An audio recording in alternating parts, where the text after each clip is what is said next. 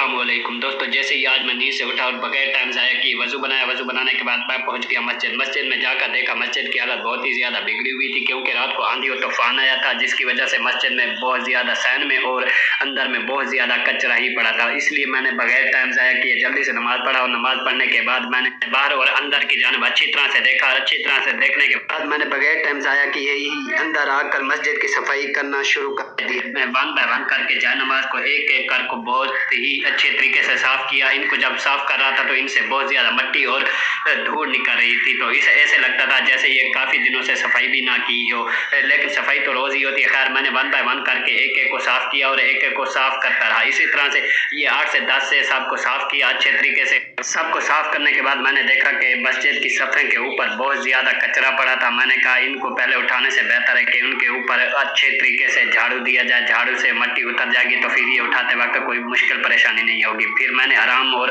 आहिस्ता से ये झाड़ू दिया, क्योंकि मस्जिद के अंदर कुरान मजीद पड़े हुए थे। तो मैंने इस चीज़ का खास ख्याल किया कि मस्जिद में जो कुरान मजीद पड़े हुए थे इनके ऊपर मिट्टी ना जाए। तो मैंने आराम और आहिस्ता से मस्जिद की सफ़ों के ऊपर झाड़ू दिया। झाड़ू देते वक्त मुझे बहुत ही खुशी महसूस हो रही थी, क्योंकि मैं अल्लाह के घर की सफाई कर रहा था। तो इसी तरह मैंने आराम और आहिस्ता से जल्दी से झाड़ू दिया, सफ़ों के ऊपर झाड़ू दिया। झाड़ू देने के बाद कुछ हद तक मस्जिद के अंदर सफाई हो चुकी थी, तो मैंने जल्दी से दोनों सफ़ों को वन बाय वन करके उठाया। उठाने के बाद बाहर जाके फर्श के ऊपर रख दिया।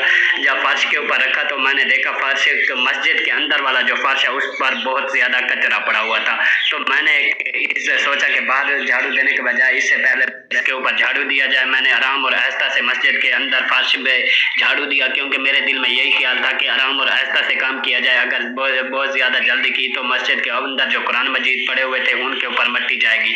तो इसी तरह से मैंने आराम और आहिस्ता से पूरे फर्श के अंदर मस्जिद में झाड़ू दिया। मस्जिद के अंदर झाड़ू देने के बाद मस्जिद में तकरीबन सारी सफाई कंप्लीट हो चुकी थी। तो मस्जिद में जैसे ही मैंने झाड़ू कंप्लीट किया तो जल्दी से मैंने बगैर टाइम ज़ाया के ही पहले सफ़े बिछाई। सफ़े बिछाने के बाद जिस तरह जाए नमाज पड़ी थी तो उनको भी वैसे ही बिछा दिया। देखो अब बिछाने के बाद माशाल्लाह मस्जिद किस तरह कितनी खूबसूरत लग रही है। बिछाने के बाद कुछ मस्जिद का इस तरह का व्यू नज़र आ रहा था।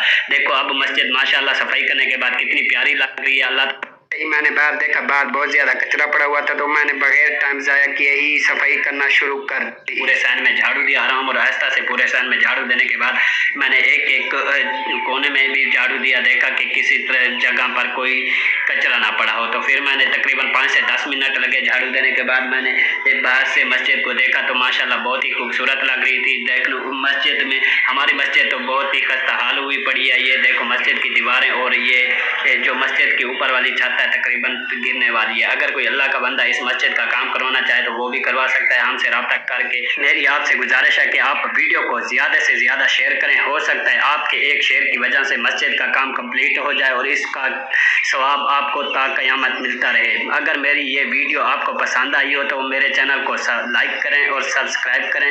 बेल आइकन जरूर प्रेस करते हैं। मिलते हैं एक न्यू वीडियो में, तब तक के लिए अल्लाह हाफ़िज़।